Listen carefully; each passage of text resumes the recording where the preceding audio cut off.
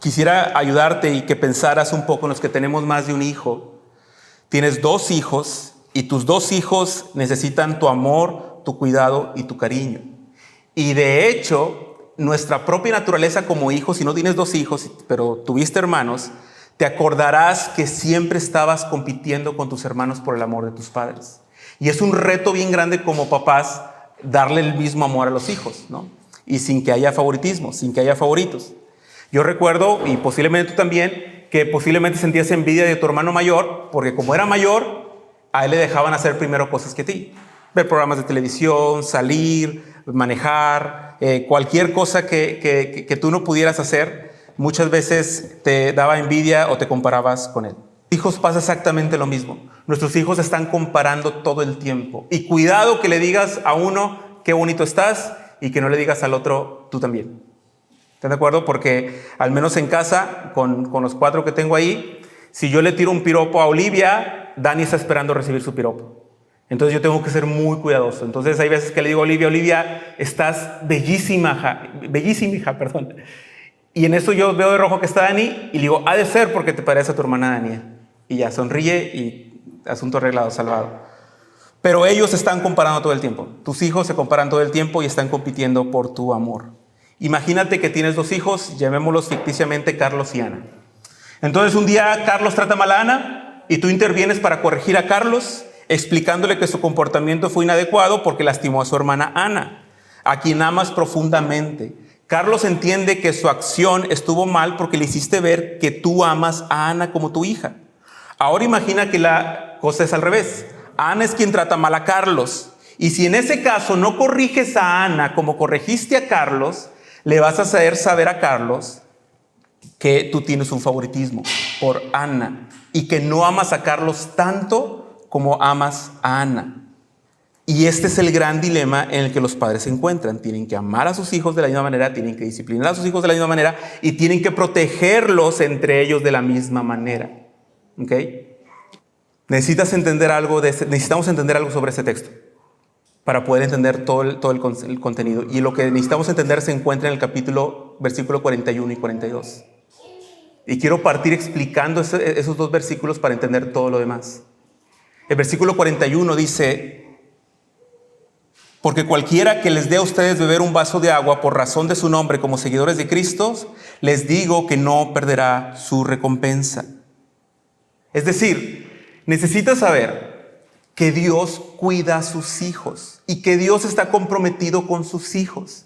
Y la verdad que les está expresando Jesús en este versículo es: cualquiera que les dé de beber a ustedes un vaso de agua cuando estén sedientos, era algo muy cultural, por causa de que ustedes son seguidores míos, seguidores de Cristo, les aseguro que esas personas van a ser recompensadas. El que los trate bien va a ser tratado bien.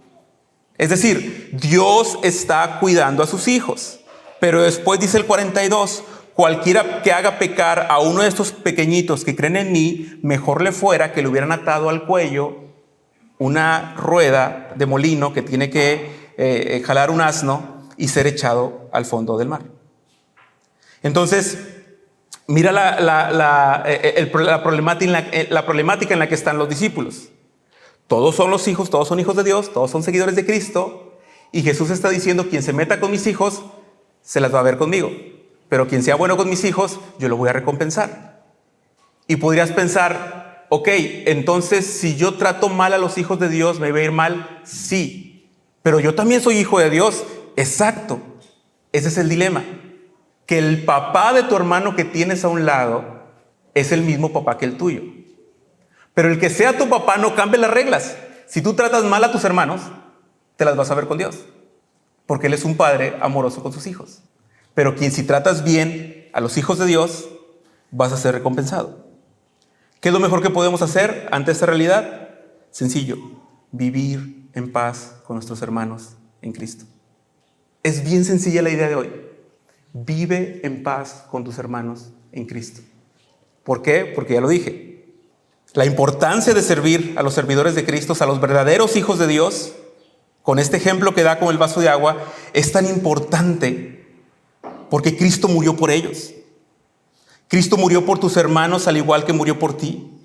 Y tus hermanos han creído en Cristo y se refugian en Cristo como tú te refugias en Él. Entonces debes de tener mucho cuidado en desestimar la importancia del buen trato hacia tus hermanos en la fe. Y de hecho este buen trato no es una acción pasiva, sino es una acción activa, propositiva e intencional. ¿Ok? No es como que si se me cruza por el camino, trato bien a mis hermanos. No, la idea es que intencionalmente estamos buscando hacer bien a nuestros hermanos. ¿Por qué? Porque son hijos de Dios, porque son nuestros hermanos y tienen a Dios como Padre. Es decir, no es que de repente se ocupe algo en la iglesia y nadie levante la mano y tú digas, "Ay, pues nada más quedo yo, pues ya voy a levantarla, si no me voy a ver mal. Yo ayudo a mis hermanos". No es así la forma en la que está proponiendo Dios esta dinámica. Vivir en paz con los hermanos implica que nosotros estamos tratando bien a nuestros hermanos porque son hijos de Dios, porque recibiremos una correcompensa cuando Cristo regrese. Ahora, la imagen que presenta Jesús después es muy gráfica para hablar sobre el castigo. Porque Jesús literalmente está diciendo que es mejor que te amarren una piedra en el cuello y te avienten al mar, o sea, que te ahogues, que tratar mal a un hijo de Él. O sea, ve el nivel en esta analogía que está haciendo Jesús. Está demostrando que Él está realmente comprometido con su iglesia y con sus hijos. Y realmente al final del tiempo, Jesús va a regresar y va a ordenar todas las cosas. Y va a aplicar justicia a todas las cosas. Estoy seguro que no te gustaría vivir en un mundo donde no hay justicia. Criticamos a los gobernantes porque son injustos. Estamos en medio de una guerra en Medio Oriente y todos se están peleando por qué es lo justo. Bueno, créeme, llegará el momento donde Cristo regrese y Él impartirá justicia. Y este texto nos recuerda que eso va a suceder. Entonces ten en mente esto a la hora que exploremos este texto. Dios va a recompensar a los que traten bien a sus hijos y va a castigar duramente a los que traten mal. Y entonces eso está bien padre, porque si tú eres un verdadero hijo de Dios, te llena de confianza y de tranquilidad, como lo cantamos un momento, de que Él nos va a sostener. Él nos sostiene hasta el fin. Pero si estás tratando mal a alguien, debes de tener cuidado. ¿Y cómo podemos vivir en paz con nuestros hermanos? Y la primera cosa que quiero explicarte del texto es que necesitamos urgentemente dejar de competir y de compararnos con los demás. Y estoy hablando de nuestros hermanos en Cristo. Mira cómo comienza la escena en el 38. Maestro, dijo Juan, vimos a uno echando fuera demonios en tu nombre y tratamos de impedírselo porque no nos seguía. Pero Jesús dijo, no se lo impidan. Ahora, imagina a Juan que vio a otra persona expulsando un demonio, que por cierto, ¿se acuerdan que ellos no habían podido expulsar a uno? Y ven a uno y le dicen, espérate, si tú no traes la credencial de discípulo de Cristo, ¿no? Pero cuando tú haces algo malo, o cuando tus hijos hacen algo malo, no corren a decírtelo. Papá, ¿qué crees? Rompí un vaso. No, normalmente nos escondemos. La intención de Juan de acercarse a Jesús y decirle, Jesús, vimos a uno que no andaba con nosotros expulsando un demonio en tu nombre y se lo prohibimos. Es como una acción de Juan decir, lo hice bien, ¿verdad? Fue correcto lo que hice, porque Él no está con nosotros, no es de nuestro equipo, no es de nuestro team íntimo. Y Jesús lo regaña, le dice, no hiciste bien. Dice Jesús, no se lo debes de impedir, porque no hay nadie que haga un milagro en mi nombre y que pueda enseguida hablar mal de mí. Pues el que no está con nosotros, por nosotros está. Y tú podrías pensar, ok, Jesús está hablando de que las personas que son buena onda con nosotros, que no se meten con la iglesia, que nos respetan, son parte del reino, están con nosotros. No está diciendo eso. Jesús está diciendo que aquel hombre que expulsó un demonio en su nombre, no había manera en que ese hombre no estuviera a favor de nosotros, a favor de la iglesia. ¿Por qué? Porque en el contexto de Marcos, si te acuerdas, el único que puede vencer a los demonios de las fuerzas del diablo es Jesús. Los demonios se le postran, tiene autoridad sobre los demonios. El gadareno endemoniado con una legión de demonios viene y se le postra a Jesús y todos dicen, ¿quién es este hombre que aún el viento y mal le obedecen? ¿Y quién es este hombre al que se le postran miles de demonios? Y ese es Jesús, el Hijo de Dios, el Hijo del hombre que vino a servir y a salvar a su pueblo. Después vemos que los fariseos le dicen, no, saca demonios por el poder de Belcebú. Y se pone fea la cosa ahí, porque están bien equivocados y están en otro mundo. Entonces, en el contexto de Marcos, si alguien en el nombre de Jesús sacaba demonios, ten por seguro que era alguien que tenía la fe en Cristo Jesús bien puesta. De hecho, la razón por la que los discípulos no pudieron sacar el demonio anteriormente fue porque no estaban orando ni confiando en el Señor. ¿Se acuerdan? Que Jesús dijo, esto solamente puede ser con oración. Entonces, cuando Jesús dice, el que no está con nosotros está a favor de nosotros, se está refiriendo a que ese hombre que expulsó un demonio en el nombre de Jesús era un verdadero seguidor de Cristo.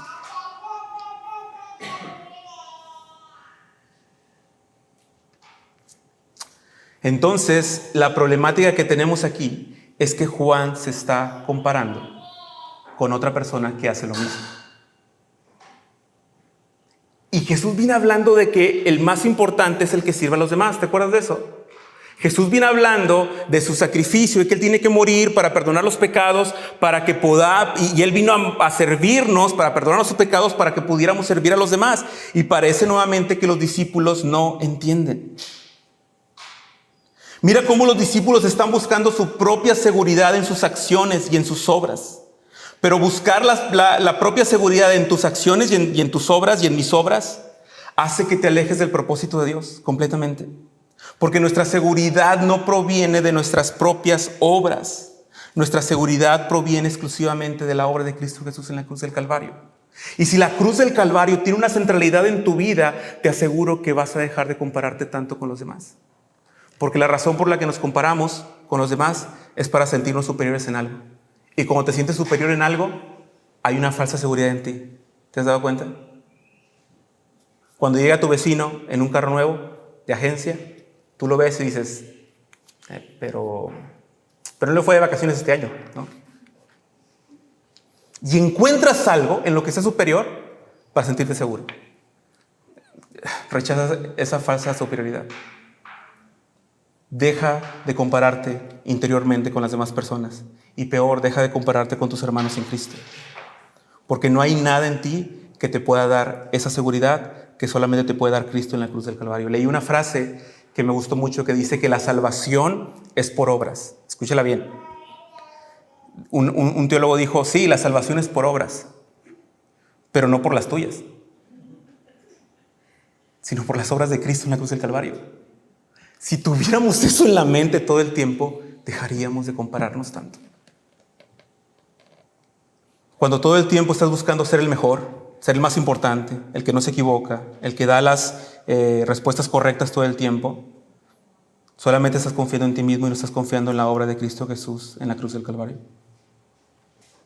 Deja de competir con tus hermanos. Porque no hay nada que tengas en tu vida que no haya sido dado por gracia. De lo que me digas. ¿Tu matrimonio está estable y el de otro hermano no? El que tu matrimonio esté estable es por la gracia del Señor.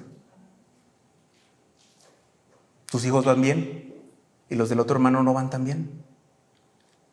Es por la gracia del Señor.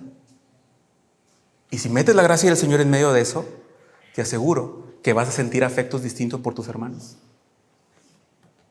Te aseguro que vas a sentir afectos distintos por las demás personas. Y vas a ser un siervo para ellos. Si tu matrimonio está bien, bendito sea Dios, es por gracia. Mira cómo puedes servir a los hermanos en amor que necesitan de ti. Si tu casa está en orden, no tienes hijos corriendo por todos lados, trepándose en las paredes, bendito sea Dios, estás en una buena etapa. Mira cómo vas a servir a los hermanos que están en la etapa donde están batallando con sus hijos. Porque todo lo que tienes y todo lo que has logrado es por la gracia del Señor. Entonces, cuando los discípulos se están comparando con aquel hombre y Jesús los regaña, él dice que así no es la cosa, nos ayuda mucho a entender la importancia de servir y de cuidar a nuestros hermanos en Cristo. No solo los que son parte de esta iglesia, sino los que están en otros lados, que son verdaderos hijos de Dios. Tenemos a un lado una iglesia que nos ha abierto las puertas de su casa para estar juntos en ese tiempo, y también debemos de procurar ver cómo podemos amarles y servirles de acuerdo a lo que dice la palabra. Te enteraste de hermanos que están pasando por necesidad en otras partes del mundo, hay que ver cómo nos sumamos y les servimos en sus necesidades. ¿Por qué? Porque todo eso no hay nada que no vaya a ser recompensado. No hay nada que no vaya a ser recompensado cuando se trata de servir a nuestros hermanos en la fe. Y el deseo de Dios para esta iglesia, no es un deseo mío, es un deseo de Dios para la iglesia, es que sepamos ser buenos con los seguidores de Cristo que están en otras partes del mundo. Y más cuando están en medio de nosotros. De verdad, cuando he ido a una iglesia a predicar en algunos lugares, hay veces que 3 hermanos se acercan conmigo para saber si ya tengo para ir a donde comer. Y digo, sí, gracias, ya. Aquí sí me están tratando bien, sí me van a llevar a comer. Pero sería maravilloso que cuando venga alguien aquí, un invitado, que reciba 3 invitaciones a comer. Porque la forma en la que está diciendo aquí Jesús es, no hay nadie que no vaya a ser recompensado por dar un vaso, incluso un vaso de agua. Abrir las puertas de su casa, llevar a comer a alguien. ¿Te fijas cómo nuestro corazón muchas veces en esa condición tan egoísta que estamos pensando solo en nosotros mismos, solamente estamos pensando en nuestras necesidades y no en las de nuestros hermanos? Juan está pensando solamente en si él es más importante que los demás. Juan solamente está pensando si es mejor que aquel que acaban de decirle que no expulse demonios en el nombre de Jesús. Y eso no nos conduce para nada a vivir en paz con los hermanos. Porque la paz de la que nos estamos refiriendo en esta sección no es una paz como una tregua, donde allá tu vida, Víctor, y yo la mía. Y estamos bien. Yo no me meto contigo, tú no te metas conmigo. Esa no es la paz que está diciendo la Biblia. La paz a la que nos invita a vivir la Biblia es una paz afectiva, cercana y constante de unos con otros. Entendiendo esa recompensa o ese castigo que hay cuando no tratamos bien a los hermanos. Y el segundo punto se encuentra a partir del versículo 43. Y para vivir en paz con tus hermanos necesitas tomar decisiones tajantes. Y fíjate lo que nos está llamando el Señor. Dice, si tu mano te es ocasión de caer, de pecar, córtala. Te es mejor entrar en la vida manco que teniendo las 2 manos ir al infierno, al fuego que no se apaga, donde el gusano de ellos no muere y el fuego no se apaga. Déjame explicarte esta frase o esta analogía. Número 1, la palabra infierno se está refiriendo al valle de Gimón, que es un valle en el Antiguo Testamento donde Acrás y Manasés ofrecieron sacrificios humanos, incluidos niños, incluso a Moloc. Y más adelante, ese lugar a las afueras de Jerusalén fue un desecho y fue considerado como ritualmente impuro y se convirtió en una especie de basurero donde estaban quemando todo el tiempo basura. Entonces Jesús está usando ese contexto para decir, es mejor entrar al reino de Dios sin una mano que con las 2 manos quemarte como si te estuvieras quemando en ese basurero. Pero después Jesús está haciendo una referencia a Isaías 66, 24, donde Isaías, en una visión final del juicio de Dios sobre todas las personas rebeldes, hace esta ilustración donde el gusano de ellos no muere y el fuego no se apaga. Es decir, que hay una corrupción perpetua.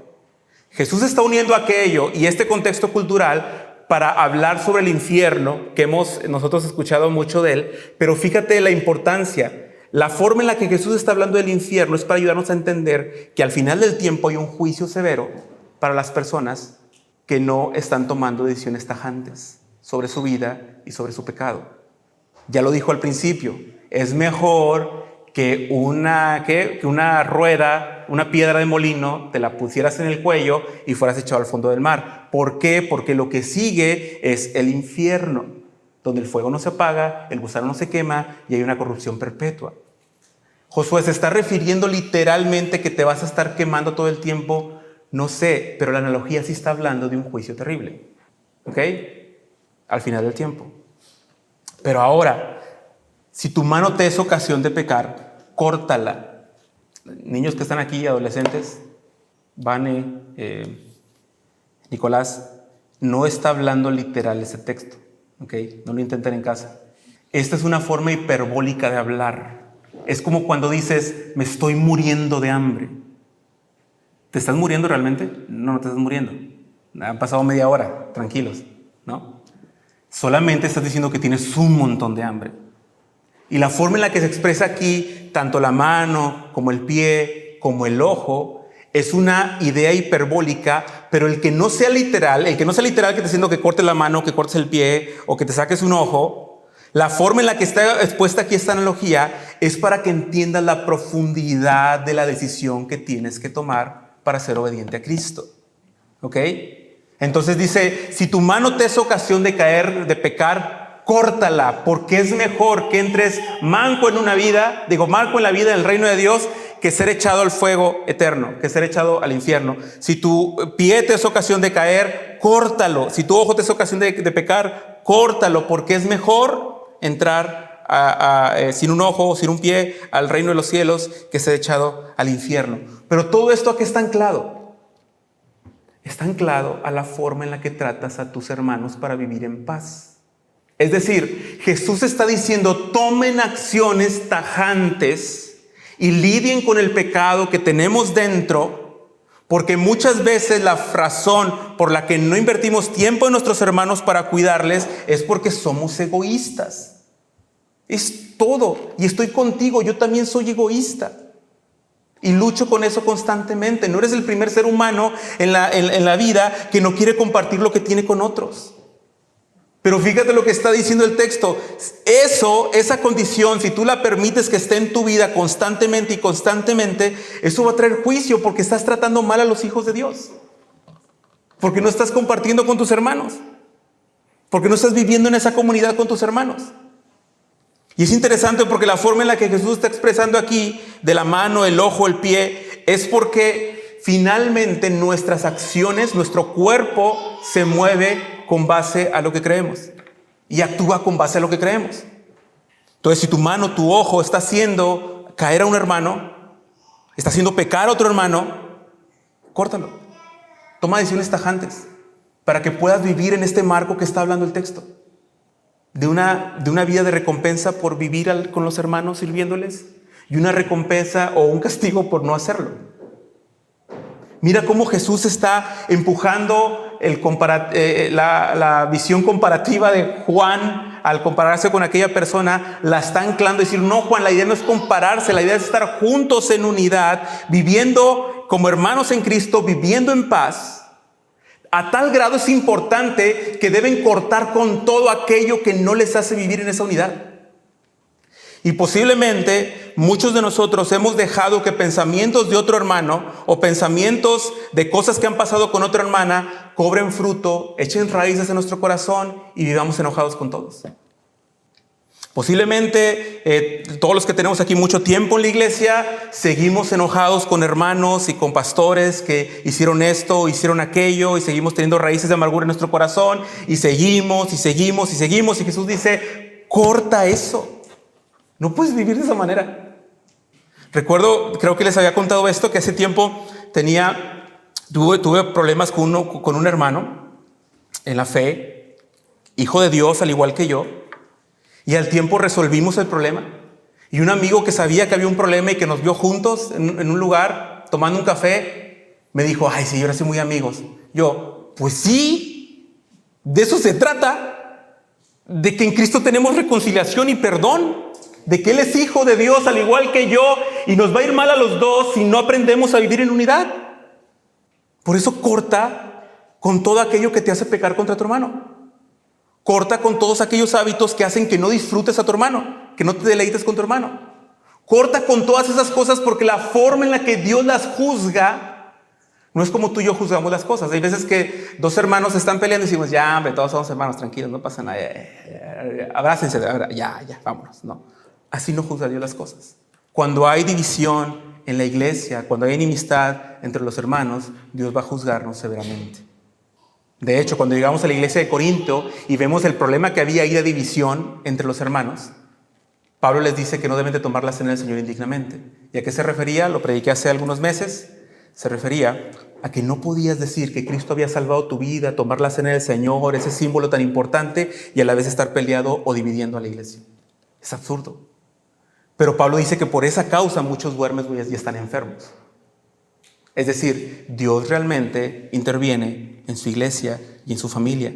Y debido a que tú y yo tenemos el mismo papá que juzga de la misma manera y que nos ama de la misma manera, hay que vivir en paz. Y finalmente está la sección del 48 al 50. Y aquí le titulé, vive en paz como un sacrificio agradable a Dios en favor de la vida de tus hermanos. Dice el 49, porque todos serán salados con fuego. La sal es buena, pero si la sal se vuelve insípida, ¿con qué la sazonarán? tengan sal en ustedes y estén en paz los unos con los otros. Y aquí es donde te demuestro que toda esta sección habla de ¿qué? De la paz unos con los otros. Y ese es un tip cuando estés leyendo la Biblia y cuando estés leyendo narrativas. En muchas ocasiones el autor pone comentarios. Y cuando el autor pone un comentario, es que ahí te está diciendo por qué te contó toda la historia. ¿Y por qué nos contó toda esta historia? Marcos, de Jesús. Tengan, salen ustedes y estén en paz los unos con los otros. Entonces, si tú no entendiste lo pasado, de que córtate la mano y todo ese rollo, cuando llegas a esta parte y dices, tengan paz, entonces lo de arriba debe referirse o debe entenderse a la luz de tener paz con los hermanos. Y aquí el texto está terminando claramente. Tengan paz unos con otros. Pero mete el tema de la sal, ¿se dieron cuenta? En Levítico 2:13, Dios ordenaba que todo sacrificio fuera ofrecido con sal. Dice, y sazonarás con sal toda ofrenda que presentes. La sal culturalmente y aún en el Antiguo Testamento representaba la pureza y la permanencia de un pacto inquebrantable. Pero no solo eso, la sal también se usaba como algo para preservar los alimentos. Este fue el pasaje más difícil de explicarle a los niños, pero vamos a ver cómo nos fue. Ahí le preguntan a los niños, ¿ok? Pero la idea es que la sal en el Antiguo Testamento era un símbolo de pacto, era para purificar los alimentos, era para preservar los alimentos, pero también servía para darle sabor. Por eso dice allí para sazonar. Y la expresión que está usando el texto aquí dice, las sales, dice, porque todos, serán salados con fuego. Y esa es la parte complicada, pero le da razón a todo lo que estamos viendo. Toda la iglesia del primer siglo, incluso quienes reciben el Evangelio de Marcos para leerlo por primera vez, eran personas que estaban enfrentando la persecución. Eran personas que estaban viviendo bajo la persecución incansable del Imperio Romano. Los hermanos estaban sufriendo. Ahora, ¿te imaginas lo absurdo de que estén sufriendo por ser cristianos y que entre los cristianos no se traten bien? Eso es absurdo. Y lo único que pasa es que perdemos de vista la centralidad del Evangelio, perdemos de vista que tenemos hermanos en Cristo que están enfrentando un mundo al igual que nosotros y nos empezamos a pelear sin sentido. Pero cuando el texto dice que están salados, no en el sentido que ustedes lo hacemos nosotros, sino salados con fuego, no es que tienen mala suerte, ¿no? Cuando decimos estás bien salado, no se refiere a eso. Sino que la prueba que les ha venido, la persecución, todo eso tiene la capacidad de sostenerlos y de preservarlos siempre y cuando estén bien salados.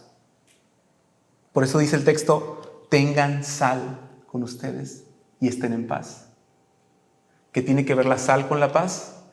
Bueno, justamente la sal tiene que ver con esta acción de ser un sacrificio para nuestros hermanos, para ayudar y cuidar a la iglesia en medio del fuego de persecución. Esto era lo que la gente que leía en el primer siglo entendía rápidamente. Entendían para qué era el uso de la sal, entendían lo de los sacrificios. Y entendían que estar salados con fuego era garantía de que iban a perseverar. Por eso Jesús dice, tengan sal. ¿Y qué es tener sal? Todo lo que hemos dicho. ¿Qué es tener sal? Es vivir en paz con tus hermanos a través del sacrificio de Cristo en la cruz del Calvario. Aquí es donde en esta conclusión Jesús les está llamando a la integridad. Les está llamando a vivir como una familia. Les está llamando a considerarse a los otros, a los unos a los otros, a las buenas obras, como lo habíamos dicho en ocasiones anteriores. Fíjate lo que le dice Pablo a la iglesia de Corintio que tiene que ver con esto, el cual también os confirmará hasta el fin para que sean irreprensibles en el día de nuestro Señor Jesucristo. Fiel es Dios con el cual fueron llamados a la comunión con su Hijo Jesucristo, nuestro Señor. Dice Hebreos 13:12, por lo cual también Jesús, para santificar al pueblo mediante su propia sangre, padeció fuera de la puerta. La forma en la que Cristo nos preserva y nos santifica fue a través de su sacrificio. Por eso los discípulos tenían que entender que el Mesías tenía que sufrir. Y si ellos no entendían que el Mesías tenía que sufrir, entonces no iba a haber salvación, ni vida, ni preservación para ellos. Cuando tú y yo entendemos que Cristo vino a sufrir para salvarnos, y ahora Jesús, a través del Evangelio de Marcos, nos recuerda y nos dice, tienen que ser un sacrificio para sus hermanos. No debería ser algo raro. Sería algo raro para los que no creen en Cristo ni en el sacrificio de Cristo. Sería algo raro para aquellos que consideran que son buenos y que no necesitan de Cristo para tener salvación y para tener nada. Pero para aquellos que han entendido el Evangelio de Jesucristo, que Él murió, vino y sufrió y murió para salvarnos, cuando el texto nos demanda ser un sacrificio salado para nuestros hermanos, debería ser completamente lógico, ¿no crees?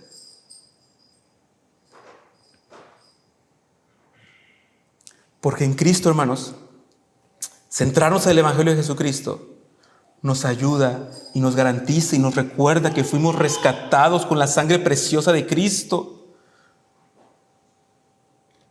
Dice Efesios 5 que Cristo amó a la iglesia y se entregó a sí mismo por ella para santificarla a fin de presentársela a sí mismo como una novia gloriosa, sin mancha ni arruga. Nos recuerda que tú y yo, antes de haber sido salvados por la gracia de Dios, estábamos muertos en nuestros delitos y pecados. Pero Cristo nos salvó, nos lavó, nos santificó y nos justificó. Y Él es poderoso para guardarnos sin caída. Él es poderoso para mantenernos en unidad, porque la muerte en su cruz, tiene la capacidad de santificar a todo un pueblo. Entonces, debido a eso, tú y yo tenemos que vivir en paz con nuestros hermanos. Y vivir en paz con nuestros hermanos, lo repito, no es una tregua, sino es una comunión activa, donde te vas a exponer a ser lastimado por un hermano. Así pasa en las familias, donde posiblemente tú vas a lastimar a algún hermano con tus palabras. Así pasa, pero nos queremos mantener firmes tomando acciones tajantes para vivir la vida en comunidad, porque así es como el pueblo de Dios va a ser perseverado hasta el fin, en comunidad. Recuerda lo que vimos en Filipenses: el que comenzó en vosotros la buena obra, la perfeccionará ¿hasta cuándo? Hasta el día de Cristo Jesús. Pero esto no es un texto que se aplica a tu vida individual, sino que se aplica a la comunidad de la iglesia. El que comenzó en ustedes la obra, en la comunidad, en la iglesia, ahí es donde Dios está hablando y actuando para ser perseverados hasta el fin del tiempo. El Evangelio de Marcos nos está enseñando cosas bien trascendentes e importantes. Pero recuerda que el error de los discípulos era quitar la cruz de en medio, quitar el Evangelio de Cristo de en medio, no recordar su muerte ni su sacrificio, y solamente preguntarme, ¿yo soy el más importante? Solamente preguntarse, ¿Jesús se lo prohibí porque no es parte de nosotros? Y estar compitiendo y comparándose todo el tiempo. Y esa es la dinámica de los discípulos. Y ahí nos vemos retratados tú y yo todo el tiempo. Así que nunca permitas que el Evangelio se quite de en medio de tu vida, de tu familia, y nunca permitamos que el Evangelio se quite de en medio de la iglesia. Porque solamente a través de la obra y del poder del Evangelio es que podemos cortar tajantemente con todas las cosas que no nos permiten vivir en comunidad como iglesia. Solamente a través del Evangelio es que vas a tener la capacidad de priorizar ver a tus hermanos por encima de algunas otras cosas que tal vez no están en ese nivel de prioridad. Posiblemente vas a priorizar la vida de tus hermanos que salidas al cine, no sé, pienso. Posiblemente vas a priorizar ir a comer con un hermano que sabes que está pasando con necesidad por descansar un rato en la tarde.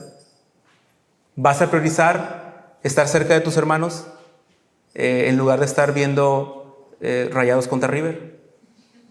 No sé, pero estoy seguro que la obra de Cristo Jesús en la cruz del Calvario te va a ayudar a entender esto. Y que debemos de vivir en esa comunión, en esa sal que nos preserva hasta el fin.